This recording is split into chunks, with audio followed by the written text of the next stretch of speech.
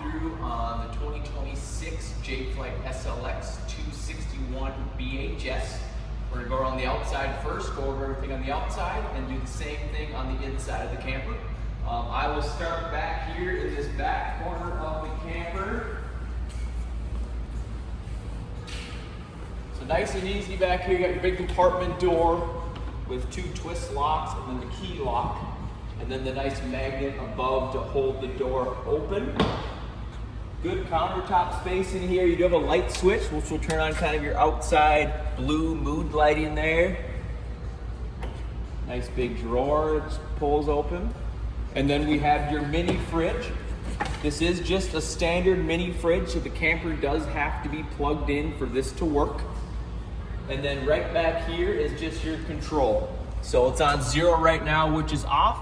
And then you have 1 to 5, 5 being the coldest, so just turn it to whatever temperature you'd like and it's gonna start cooling down for you.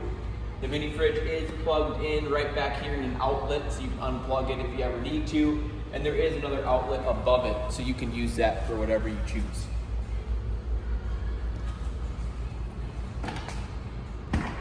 On the camper itself, we do suggest to do a bearing pack about every 4,000 miles, every few years. If you don't hit that mile marker, we're just replacing the bearings, the seals, the grease, just keeps everything moving the way it's supposed to, so keep in mind about that.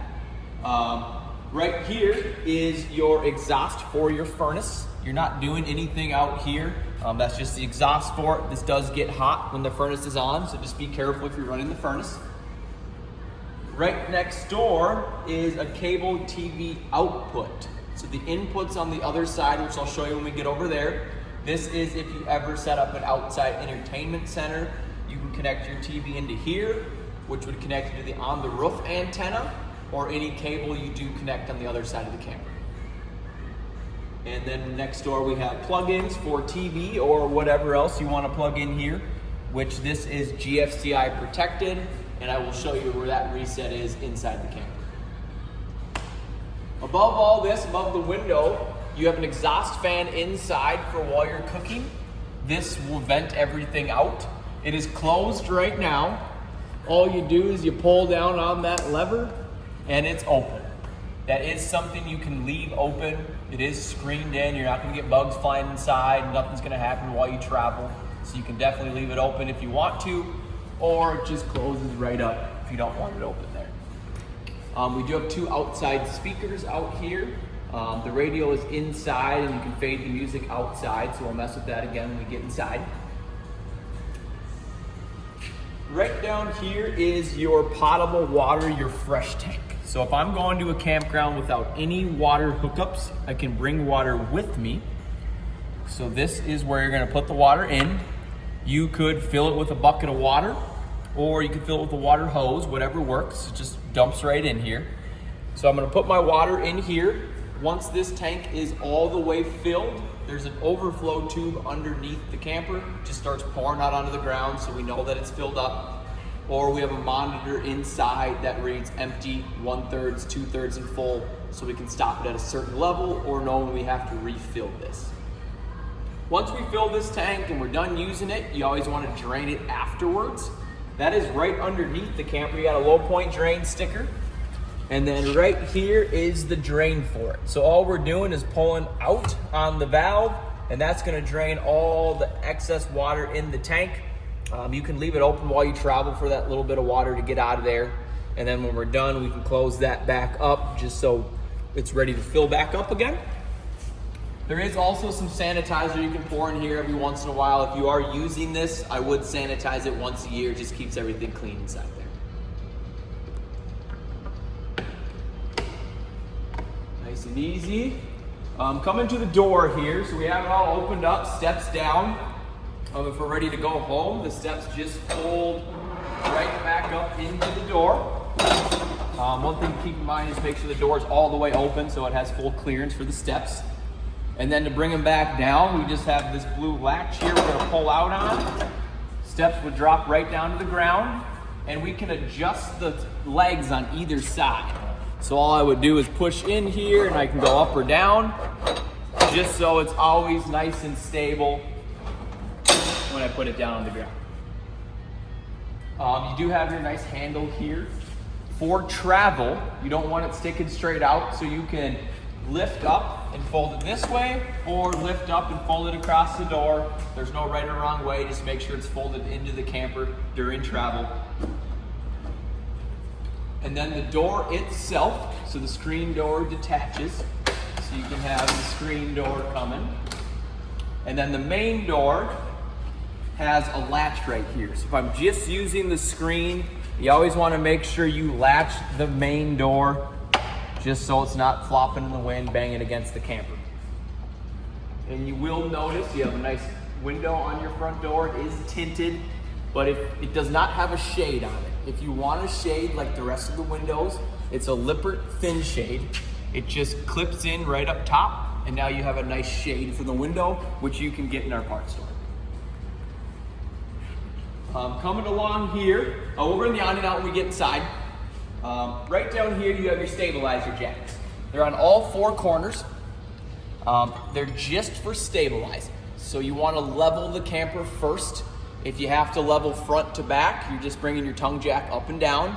And if you have to level side to side, you can drive up on some blocks of wood or Lynx levelers to level side to side. Once you get the camper level, that's when you want to crank these down. So I have this one down right now, but it's just this simple crank handle which comes with the camper.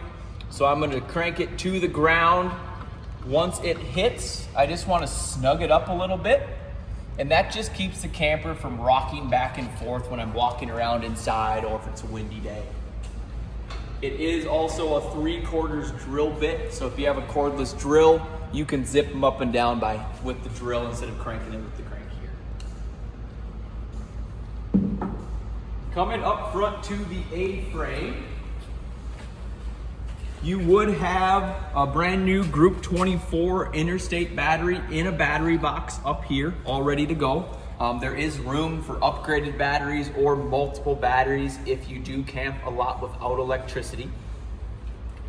We have two 20-pound propane tanks. There we go. They would be filled and ready to go for you. You're just gonna turn them on just like your standard grill propane tank. This particular camper has a nice gauge on there too to tell you when empty or when full. So you're turning the tank on. Your regulator is located back here. This green dial is the selector. So it's pointing at this tank right now. It's gonna draw propane from this tank first. As soon as this tank runs out, if your second one is open, it will automatically start drawing off the second tank. There's no right or wrong way. I personally like to keep one open at a time so I know when it's empty, so it doesn't switch over without me knowing. Again, there's no right or wrong way on that one. And there definitely is room for bigger 30-pound propane tanks if ever wanted. We have a nice power tongue jack, so that's just simple up and down with the button. You have a light right here if you're ever hooking up at night. And then also, this comes with the camper. In case the tongue jack stops working, the button's not working for whatever reason, you can pop this cap off on top, and this crank just goes down right in here, and now we can crank it up and down by hand so we can still hook or unhook in case the jack stops working. Up here we do have, well, your two chains that are going to cross and hook to the vehicle while traveling. And then you will see you have what they call a breakaway cable. You want to make sure this is hooked to the vehicle, exactly where the chains go. This is for whatever reason, if the camper were to come disconnected while you're traveling. This cord would yank out of the box down here and lock the brakes up in the camper so it's not just flying down the road. Hopefully that never happens to you, but always make sure this is hooked up during travel just for safety purposes. Otherwise, when you're camping, you can just kind of tuck it away and get it out of the way there. You will have your 7-way cord. This plugs into your vehicle while traveling. It's going to get you your lights, your brakes, charge your battery, everything you need while you're going down the road. And again, when you're camping, you can just kind of tuck this away and get it out of the way. The camper is a 2 5/16 ball. That's what you're going to need for towing. And then this is the coupler lock. So once I hook up to my truck, I'm just gonna lock that down. That locks the ball into place for travel. And then it is good to get a pin that goes through this hole. That just makes sure this can never pop loose while we're traveling. And then that just unlocks it. So nice and easy. And then real quick on the propane tank cover, you saw me take it off. You do not have to do that every time. This top opens up, so you can just open the top up and turn the tanks on and off. All right, we will come to the off-door side. You will see your other side of the compartment, so your big pass-through compartment that goes all the way through. And then you will have some tags over here. It shows your VIN number. This one also shows VIN number. It does also say your cargo weight should never exceed 1,236 pounds. And then you have the onboard fresh tank that I just showed you how to fill on the door side. If you fill that up all the way, it's 433 pounds of extra weight, which you do want to minus from your cargo weight. And then this tag will show tire size, and recommended tire pressure is 65 PSI. The tire might say the same or something different. We do suggest to go off the sticker, which has been tested at the factory. We have your slide out. It's out right now. It comes out 3 feet from the camper. I'll show you the button inside. It's just a simple in and out button. Obviously make sure we're bringing the slide out if we're close to a tree or a pole that maybe someone's standing out here, just to make sure we're not going to hit anything when we're bringing the slide out. You can also get slide out awnings. It just protects the roof of the slide out, brings off sticks and leaves and everything we're bringing the slide out on. So that's something we can add to any camper. If you have a slide out, you can always get a slide out on it. All right, again, real quick on the slide out, you do have rubber seals going around all the slide out. That just keeps water out of the camper. There is slide out seal conditioner you can get. You just spray it on, which is gonna keep these seals from drying out over time. So that is good to do. And then underneath the slide out, you will see the big tracks that bring the slide out in and out. There is slide out lube, dry lube that you can spray on those tracks. That just keeps the slide out moving in and out the way it's supposed to. So it's good to do that every once in a while. Right next to the slide out is your outside shower compartment. It does have a key lock right here. And then you just have hot and cold, a little shower head that comes out, which can latch right here, but it's good for rinsing off kids' feet, pets, whatever you have, so you're not tracking all that stuff inside the camper. And then right next door to the shower, this is your city water connection. So we showed you how to fill up your fresh tank on the other side if we're going somewhere without water hookups. This is for if I go to a campground with full water. I'm just simply screwing my water hose into here, into the fixture at the campground, turning it all the way on, and we'll have constant water to the camper every time we flush the toilet or turn on a sink or shower. One thing we do recommend you get is a water pressure regulator. It's just a little brass piece that screws to the end of your hose. And then you can screw that either into the camper or the fixture at the campground, no right or wrong way. That just makes sure the water pressure doesn't get above what this can handle, which is about 50 PSI max. If it gets above that, you could have water lines bursting inside. No one wants that, so just make sure you have that water pressure regulator connected to your hose. Right above the city water connection is a black tank flush. So your black tank is your toilet tank. This actually cleans and rinses it out for you, so it's really handy to have. I'll quick show you underneath how to dump the tanks and then how to properly use this. So right underneath the camper is your actual dump station. Your sewer hose would go onto here and turn and twist, and it locks on these notches right here. You would put the sewer hose into the dump station. We have gray with the gray handle. That's just your gray tank, soapy, dirty water from your sink and shower. And then we have your black right here with the black handle. That is your toilet. I tell people to dump your black tank first. So I'm hooking my sewer hose up. I'm ready to go home for the weekend. I'm gonna come here, I'm gonna pull the black handle out. That is going to dump everything out of my black tank. Once my black tank is empty, I'm gonna keep that valve open. And if I have a water hose to do so, that's what I'm plugging into here. And from the pressure of the water hose, there's actually a nozzle inside the black tank that spins around and cleans and rinses it out for you. So I would do that as much as possible just to keep that tank nice and clean. Once I'm done doing my tank flush, I'll turn the water off. I'll come here and I will close the gray tank back up. The black tank back up. And then I will come here and dump the gray tank by pulling that valve out. And that's gonna dump just your soapy, dirty water and also kind of rinse the sewer hose out for you after you've dumped your black tank. One thing we do suggest is, even though you have the tank flush to clean it out, it is the best to dump your black tank full. It's a gravity dump, so the more filled up it is, when I pull that lever, it's gonna push everything out a lot better. So you do have a panel inside that tells you how filled the tank is. If it doesn't read full, if you have water to do so, flush your toilet, fill up your black tank with water the rest of the way, and then come out here and dump it. Again, the more filled up it is, when you pull that valve, it's just gonna push everything out and keep it nice and clean for you. And then last thing on this side of the camper is the input. So I showed you the output on the door side. This is the input. So if the campground offers cable, or if you ever get a portable satellite, that's what's gonna hook into here.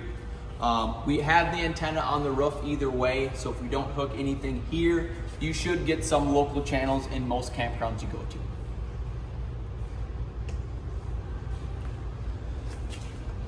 Just talked about your dump station.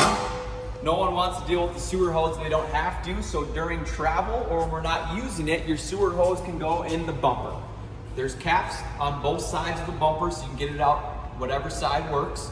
That just stores it for travel, and then the cap just goes right back on when we're done. If you look up here on the roof, you will notice on all four corners, those are gutters. So if it's raining, instead of water dripping down all the side of the camper, getting it all dirty, it's gonna divert to all four corners. So just so you're familiar with that, you've got gutters on all four corners of the camper.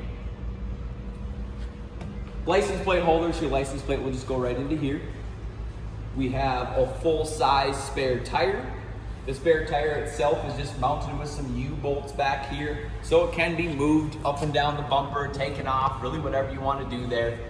The camper itself does not come with a tire iron or jack to change your flat. So if you don't have AAA, I would make sure you have something with you. Usually what comes with your vehicle to change a flat would work just fine to change one on the camper. Next to the tire is your power cord, which does come with the camper. It's a 30 amp power cord and it stretches about 25, 30 feet. So that should be good at most campgrounds. I have it plugged in right now. So if you want to unplug it, you have a collar here that just unscrews to release it from the camper, and then it just pulls right out. And then putting it in, we're just gonna pop that on here nice and straight, and then the collar screws right back on. That just makes sure it can never get pulled out of the camper while we're actually using it. The camper again is 30 amps, so this is what the plug looks like. There's adapters you can get that plug right onto here to adapt down just to a standard household outlet. That is definitely nice to get so I can plug it in at home, get my battery charged, get things going while I'm packing it up. One thing to keep in mind though, you do need the full 30 amps to run the air conditioner. So if I'm adapting down, we can run pretty much everything else, just most of the time, no air conditioner. So it's good to get that adapter, but if I'm scheduling camping trips, try to schedule with full 30 amps so we have full power to the camper.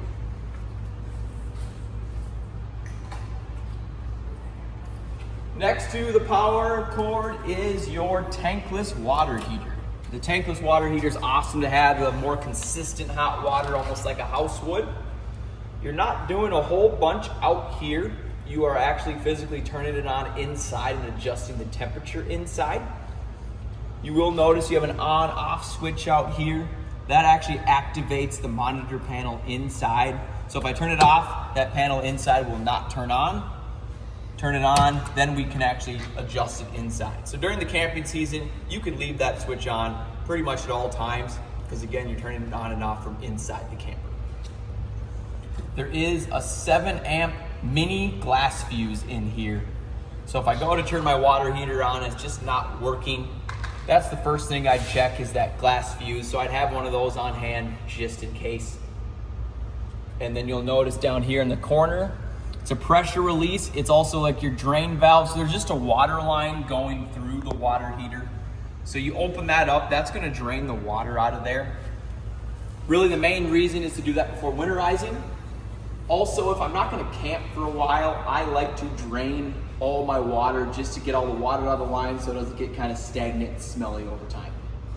And then you would just close that back up and we'd be ready to go. Snaps right shut. Another addition they put on this 2026 is a quick connect spray hose. So just kind of like the outside shower on the other side, we can quick connect this into here. And now we have a spray hose that's pretty long, so you can spray things off on the door side of the camper just to keep everything clean. And then tucked underneath the bumper here is a propane quick connect. So if I have a camping grill, instead of bringing those little green bottles of propane, I might have to get an adapter for my grill, or some grills already have the quick connect. You'd get the quick connect propane hose that goes into here, into the grill, and now we're using the propane we already have up front instead of bringing propane with you. All right, so if you look up here, you will see that black lippered bracket. That is for a roof ladder. So there's a ladder that just clips right onto the bracket. You do take it off for travel, but it does collapse down to a nice maybe 2-foot piece so you can store it nice and easy. It is good to get one of those ladders because we do suggest you get on the roof at least twice a year.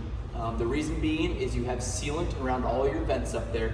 So you want to get up on the roof, check the seals, make sure there's no cracks in them. If you notice any cracks in the seals, it's just self-leveling roof sealant. Just reseal that back up. That just makes sure we never have water inside the camper. Also, the roof is rubber. So over time, the roof will probably dry out if we're not doing the proper precautions. So you want to get up there with conditioner. There's rubber roof conditioner you get up there. It's spray on. There's bucket wash ones. It's going to clean the roof and also condition it, so the roof's going to last a good 20 years and not dry out on you. So check your seals, do that roof wash, and then also if you don't get that slide out awning, you might have to sweep some sticks or leaves off there before you roll it back in.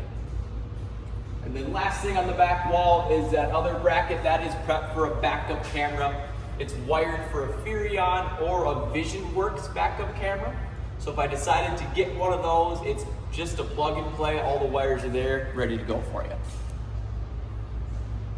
All right, now we're inside the 261 VHS. So right when I walk in the door, we have a lot of our controls right up here.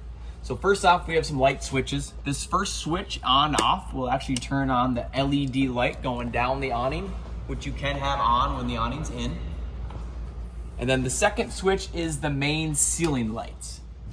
The main ceiling lights also have on and off buttons on the light itself.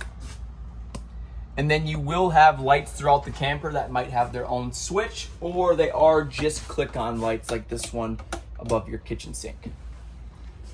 Next to the light switches is the monitor panel I was telling you about to check your tank levels. So it reads empty, 1/3, 2/3, and full. So if I click battery right now, my battery is fully charged. My onboard fresh tank that holds water for me is empty. My black tank is my toilet tank, empty, and my gray tank, my soapy, dirty water, is empty. So that just gives you an idea when to charge the battery, when I need more water, or when to dump the tanks. Also on this, you will see the water pump. The water pump is for the onboard fresh tank. So we're filling the tank up, it's just sitting underneath the camper. So to get the water pumped out of the tank, we're gonna turn this pump on, which will actually pressurize the system and allow you to use the water in your sink, in your shower, in your toilet.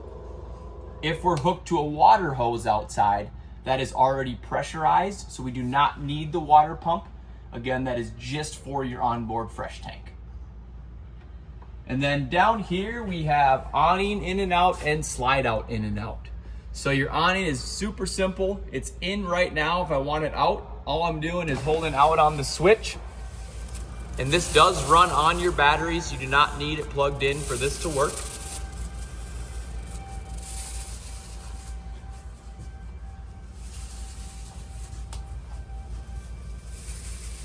So once it's all the way out, just like that there, you will see the black tube with no awning rolled up into it. That means it's all the way out. If I kept going out with it, it's not gonna wreck anything, it just rolls up backwards. It's not the best way to do so. So again, once you see that tube all the way down with no canvas on it, it's out all the way. Also out here on the awning, you can pitch it on either side. So say it's raining outside, you want the water to divert to one side of the camper, you can grab right here and just pull down. And that pitches it just a little bit. So again, now we have water running off just one side of the camper. You can do the same thing on the other pole. Just make sure that we have this nice and straight before we roll the awning back in. And then also on the awning, if it's a really windy day, just have it rolled in. If there's big storms, again, just have it rolled in, just so we don't have any issues with it. And then once the awning's in, it just goes to the side of the camper. There's no latches or anything you have to do, it's just ready to go. So right next to the awning, we have your slide out. That is just as easy, in and out. So we have the slide out right now. Say I'm ready to go home, I wanna bring it in. All I'm doing is holding in on the arrow. This one, if I let off the switch, it does just stop.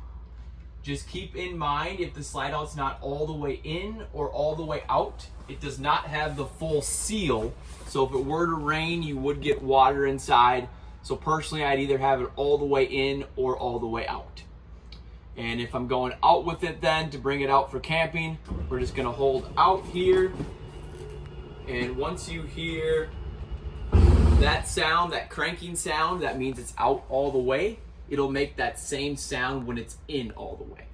And this does also run just off the battery, so you do not have to be plugged in to bring the slide out in and out. On the wall here, under all your controls, we have some plugins, USB and USB-C. On the cabinet here, we have your CO2 detector. That is actually wired into the camper. They do last about 7 years.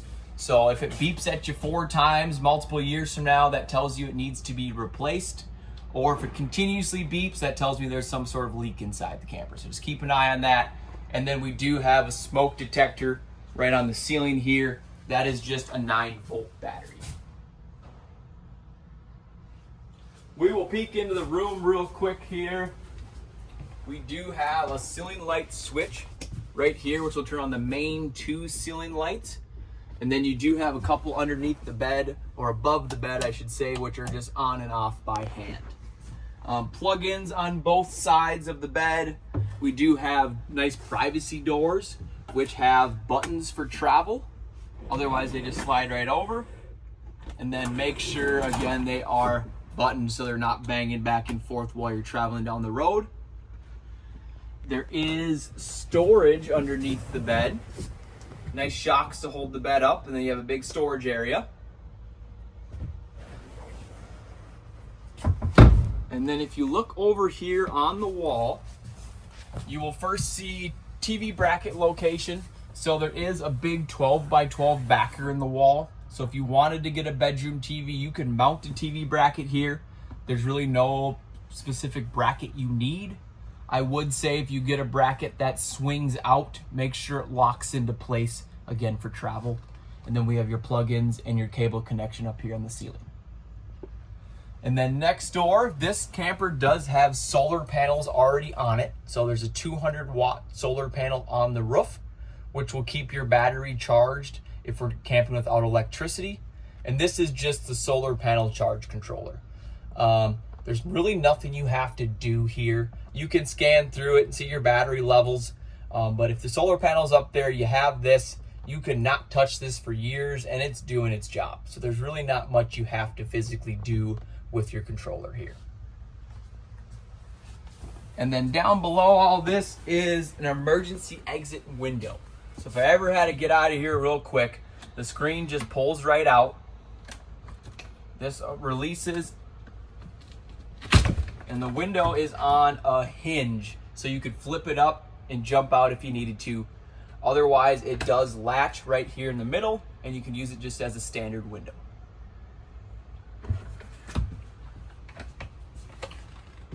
Coming out of the bedroom, your main entertainment center. So we have good storage above, open pockets below here. Your TV, again, there is a backer in the wall right here. Same concept as in the bedroom. You can mount it. It's right in the middle, big 12 by 12 backer. Any mount will do. They do give you an HDMI cord, which would connect to the TV. And then whatever you connect to your radio down here would then feed to the TV. With the radio, we have the on-off button there. We do have Bluetooth, so we can connect our own phones to it, play our own music. You can scan AM, FM. Right here, so we're on radio right now. I have zone 1 and zone 2. Right now, zone 1's illuminated blue. Zone 1 is inside the camper. If I turn zone 1 off, it'll go red. And then zone 2 is outside. You have the 2 speakers outside. And then you can turn them both on at the same time. They'll both be blue. And now we have music inside and outside the camper. And then if we're done, just have the power button. If you click it once, it just mutes it. Otherwise, if we hold it, it will fully shut off. And then down below, we have an electric fireplace, which does put off good heat. So you do have a main furnace throughout the camper. That is propane only. If it's just a chilly morning, we don't want to use our propane, we can turn the fireplace on, which is again electric heat. You have the power button up here. You can set a timer. So it looks like it goes 8 hours. So 1 to 8 hours, you can set the timer and it'll just shut off on its own. We can lower the flame light there. And then that's actually your degrees. So 82, 64 to 82 is what we can get to. And again, it puts off really good heat. And if we just want ambiance, no heat, we can go to here, so nothing's on there. That means there's no heat coming out and it's just good light. And then here we can adjust the flame color. There is also a remote for it, which will be with the camper. So you have the remote if you're just sitting on the couch, or again, you can do everything right from the fireplace itself. With the couch here, we do have a cup holder that just folds right down. And then this does go into a bed. It's just a jackknife style, so you're gonna lift up and it's really just gonna fall into place. Make sure that's up during travel. You might have some room here, but just to be safe, when I'm bringing my slide out back in, I like to have my couch up. You will notice there is a bunch of storage underneath the bed too, or the couch. And then you're gonna pull up on the back and it's gonna drop right into place for you. The dinette over here, you do have storage under both bench seats. You can also get to them from the top. So if I had something bigger that doesn't fit through the door, I can drop it in through the top there. The dinette also goes into a bed. So what I like to do is get the cushions out of the way first.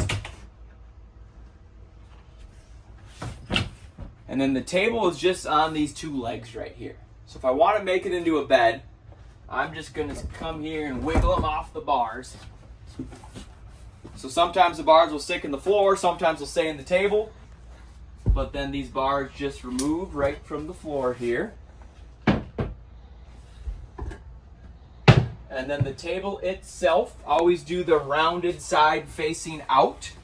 And it's just going to sit down on these black planks. And then the rounded side out, because then these pegs hold it into place. And then I'm just going to fill in with all 4 cushions. There's no right or wrong way to put the cushions. And we have another bed. You can travel with this up or down, whatever works for you. And then going back up, we'll just get these cushions out of the way. Lift up the table out of the spot here. And then these bars are the same on both sides. So it does not matter which part goes in the floor, which part goes in the table. So I like to put them in the floor first.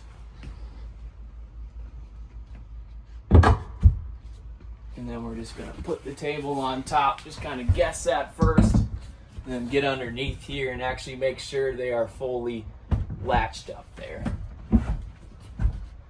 And we'd be good.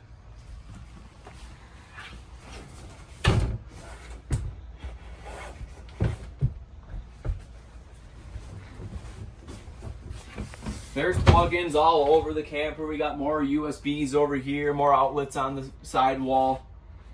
All your shades here are the nice pull down. So we're just gonna pull this down, push it back up when we're ready.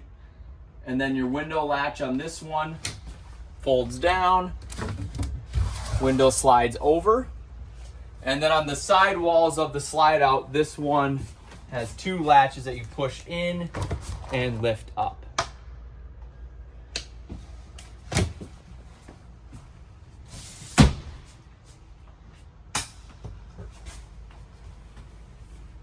This is your thermostat, so that's going to control your fan, your air conditioner, and your furnace.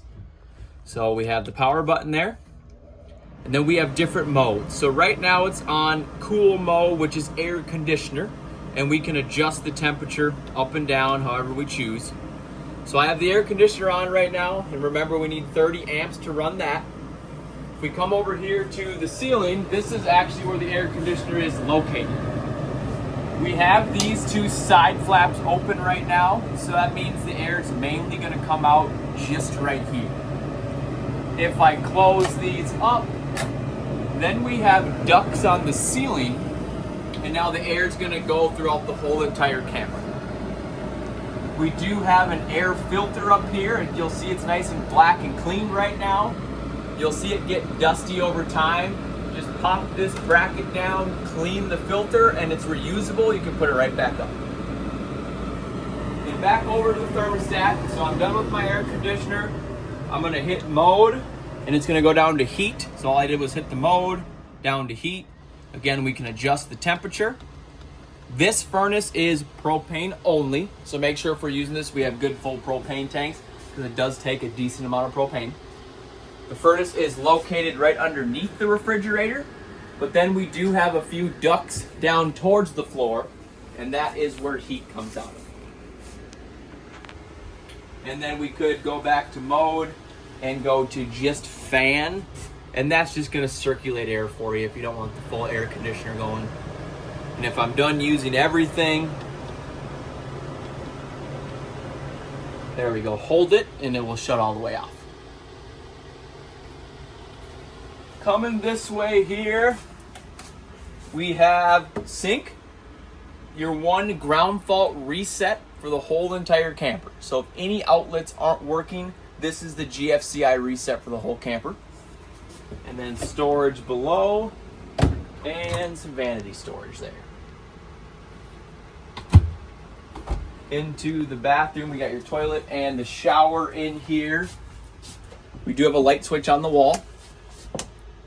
We have a ceiling vent that you can pull down on the lever and open that vent up just to get some good air in here. And make sure that's closed for travel or raining. The toilet is a foot pedal flush. So halfway down on the pedal would fill the bowl with water. All the way down on the pedal would open the hole, and water would continuously come out to flush everything down. We do suggest to use RV specific toilet paper, just breaks down a lot better in the tank. And then toilet chemical. So every time we start a camping trip with a fresh empty black tank, I always want to put some chemical down my toilet into the tank with a little bit of water, and that just helps keep the tank clean and helps with smells. So make sure you get some of that for every camping trip. Always start with chemical.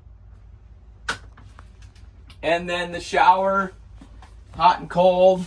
Shower head does detach from the wall, and we can turn the water off when we're showering. So if we don't want to waste all our water constantly coming out, we can turn it off and then turn it back on when we're ready to rinse. And last thing in here is your water heater panel. So the light's blue and red right now. If we forgot to turn that switch on outside, this would be nothing.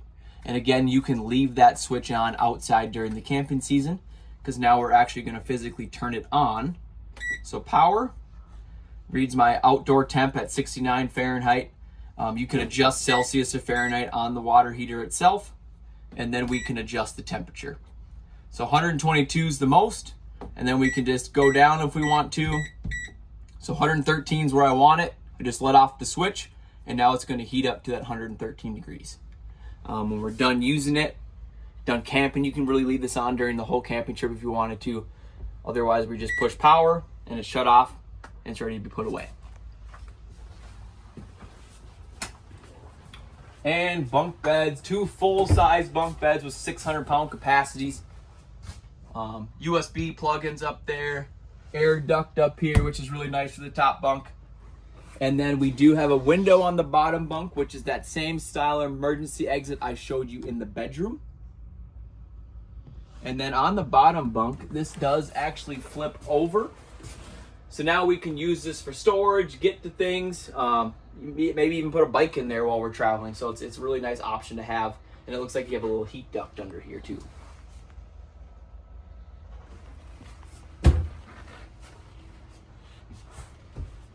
Huge pantry storage area in here. These shelves do remove because you have a hanging rack up there, so you can kind of double it as a closet also. And then on the bottom of this bottom pantry is your converter. So if something's not working, this is where I'm coming. I have fuses. They're just your normal 2-prong fuses. We're running pretty much all 15 amp fuses and then a couple 40s for the main fuse. So I'd have those on hand, along with that 7 amp mini glass fuse for the water heater outside. And then we have resettable breakers, and everything is labeled here nicely so you kind of know what you're looking at. You will hear a fan in the converter that's just keeping everything cool, so don't be nervous if you hear that. And then with the new converters, it's very nice. You're gonna start with a lead acid battery, but if I ever want to go to lithium, I don't have to go get a new converter now. This will auto detect and switch to lithium battery, so you can run whatever battery you choose. We have your Envision freezer and refrigerator. This is a 12-volt refrigerator and freezer, so it runs solely on your battery. It is very efficient, so for camping without electricity, it's not going to drain your battery. Plus, you have a solar panel on this one, which will keep your battery charged. And then when we're plugged in, your battery's being charged, so you'll have no worry about this going out on you. It's very simple. So right now it's on 0, which is off. And if I want it on, I can go 1 all the way to 7, and 7 being the most cold it can get. When I first fire it up, I like to have it on 7 so it fully cools down. And then when it's fully cooled down, then you can adjust it to whatever you choose from there. It only takes about an hour to cool down too, so it's really efficient. Once I use the refrigerator for the weekend, for travel, I definitely want it latched all the way. If I'm just at home parking it and I've used it all weekend, it's good just to prop it open a little bit so it can breathe, so it doesn't get smelly on you. And then once it's all dried out, then we can close it back up. Microwave right next door. Nice, easy microwave, dials on the side. This is your glass turntable just in the box here. That you want to either, maybe put it back in this box or take it out or put something in there to prop it down while you're traveling, just so it's not bouncing up and down so you don't come into a broken turntable in your microwave. So keep an eye on that for travel. And then underneath we have a nice light, and then the fan for that exhaust vent you open outside the camper. You do have an aluminum blind on this. The reason this one's aluminum and not cloth, because it's by the stove and the sink. It's just not a fire hazard, or it's easier to clean than a cloth blind. This one I would always have up during travel so it's not banging around. The other ones aren't that big of a deal. Cooktop, this is just a glass, almost countertop extender. So make sure when I'm gonna cook on this, I flip this over. We have my 3 burners here, which are propane only. These dials will show you which burner you're actually turning on. So here, I'm just gonna go to high, push and hold, and you can hear that spark. I don't have propane today, but that's just gonna automatically light the burner for you. And then if I want this one, I'm gonna go to high, push and hold, and again, it's just gonna automatically pop up for you. Might take a few clicks, but it will start going once the propane flows through the lines. And then this is that back burner here. Your oven is also self-ignition, so you don't have to do any lighters. So we do have an on-off button right here. So we're gonna turn this on. We're gonna turn push oven. I'll open that up. So here on this, it's labeled oven. If I turn it to pilot, where the arrow is, push and hold, it's going to light for us. So in the back of the stove, you will see a small flame pop on when it's lit. Once you see that flame, hold pilot for an extra 5-10 seconds just to make sure the gas stays flowing. Then I can let off the switch, turn it to auto, and then here's where I can adjust my temperature. So 350, go up or down from there. 370 is what I want. Let off the switch, and it's going to heat up to 370 degrees for you. You can set a timer on here also, and then when I'm just done with everything, I can push off. It's gonna shut the lights off, shut the oven off, gas stops flowing, and we're ready to go. And the last thing on the cooktop, we say we've been cooking here for 20 minutes. Make sure this is cooled down before I put my glass top back down, or even for travel, make sure it's all the way put back down and latched up, just so we never have any issues with that. Storage above. The microwave is plugged in back here. Not that you ever have to unplug it, but just so you know where that's located. And storage below the sink. There is some water lines and things back there. That's why some of it's blocked off. And then we have the nice faucet here, either side, and then a spray hose too. And then drawers going, little sponge holder, and drawers going all the way down. All right, that was our walkthrough on the 2026 Jay Flight SLX 261 BHS. If you have any questions, give us a call at Fridley, Brainerd, Rochester, and Alexandria. We'd be glad to help you out.